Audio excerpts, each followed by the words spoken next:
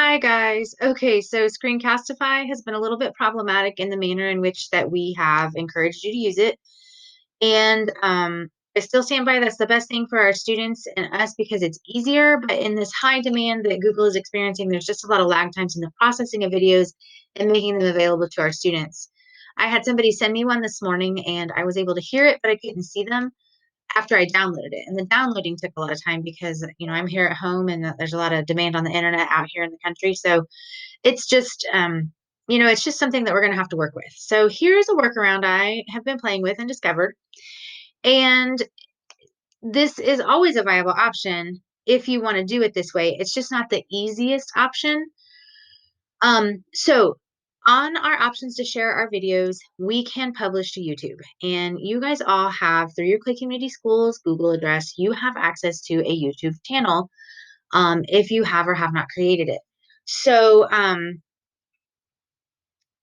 guess even if you have or have not created it, it's there for you. So I'm going to select the publish YouTube option. And it's going to come up and it's going to recognize that it has my channel because of my account. The default is private, so only I can see the video. Well, that defeats the purpose for me right now. I tried unlisted, and that proved to be a little bit problematic for me in one of the steps down the line. That would definitely be where I would be more comfortable, but I'm going to go ahead and I'm going to choose public, and I'm going to give it a description because um, this is demonstrating how to turn on feature options in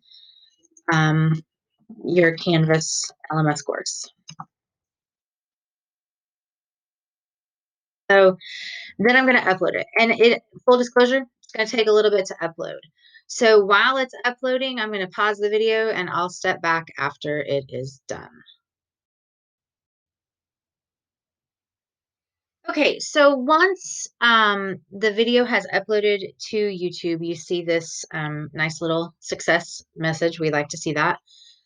I'm going to copy my link, or I can view it on YouTube. I'm going to try to view it on YouTube.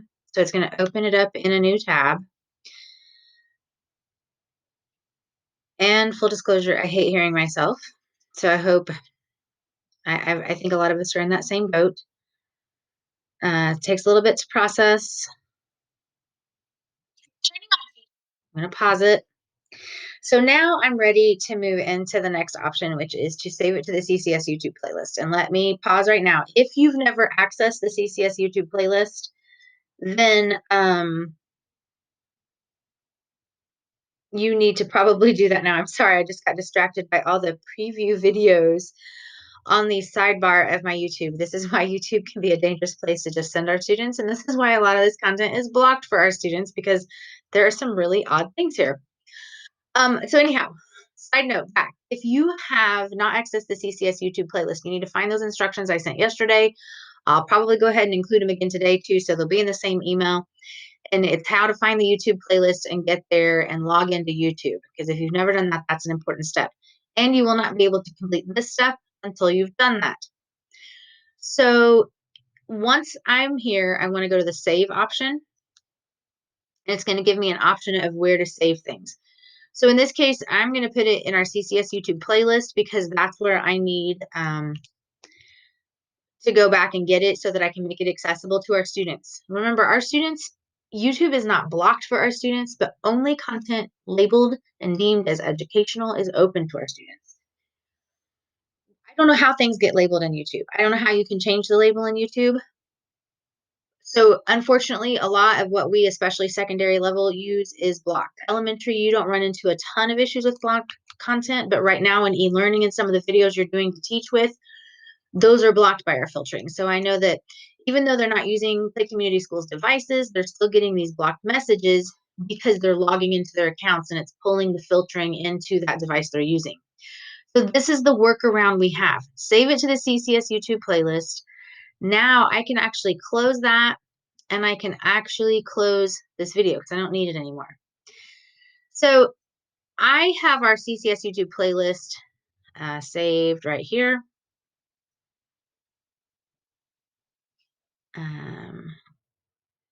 So on my favorites bar, which you can't honestly see it that way, I've got it saved. You can do that by touching the star right here, filling it in, and it'll put it on your bookmarks bar so you can get back to it.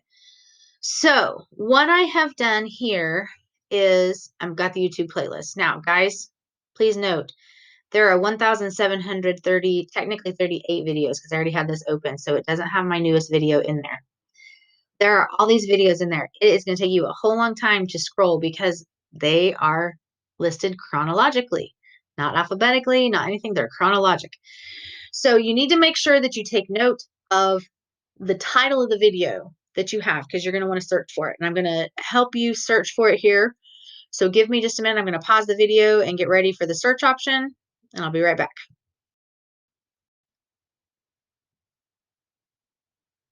Okay, so we are ready to try to find the video in the playlist. And again, 1,738 videos, that's a lot. So if you go to the Chrome Web Store, type it into your browser, Chrome Web Store pops up. There is a search list right here. Type in YouTube playlist search. When you get there, the very first option, it's red. Mine has the green bar because I've already added it. Yours will say add to Chrome. Work your way through, give it the permissions that it asks for. This one is allowed by our domain. It is a life-saving tool in this instance. So once you get that added, you're ready to go back to the YouTube playlist.